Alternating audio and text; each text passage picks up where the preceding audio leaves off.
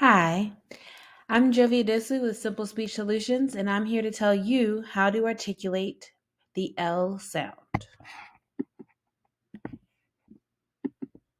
First, we have to remember the verbal prompts for the L phoneme. So, the L phoneme is a lingual alveolar sound, which means your tongue touches your alveolar ridge, which is behind your two front teeth. So, if you take your tongue, go behind your two front teeth, and then literally just push off like a little push up and go L. That is the best way to make the L sound.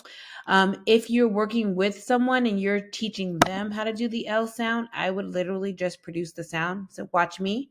L. Sometimes it's called the singing sound. La la la la la. But basically your tongue pushes off the back of the teeth, the alveolar ridge, or the bottom of the teeth, or where the teeth should be.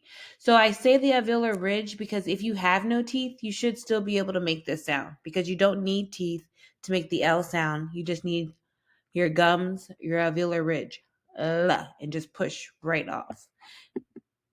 So here are some word lists to practice making the L sound. I have one in initial position, one in medial position, one in final position.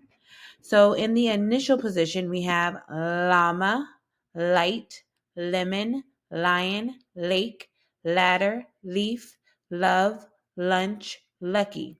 In the medial position, we have calendar, balloon, violin, melon, sailor, olive, balcony, Dalmatian, balance, millionaire.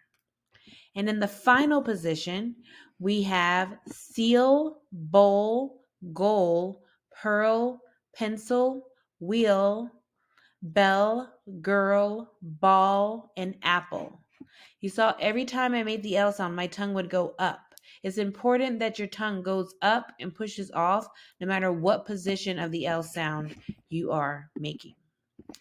And last but not least, articulation is not easy, but it is teachable, measurable, and changeable.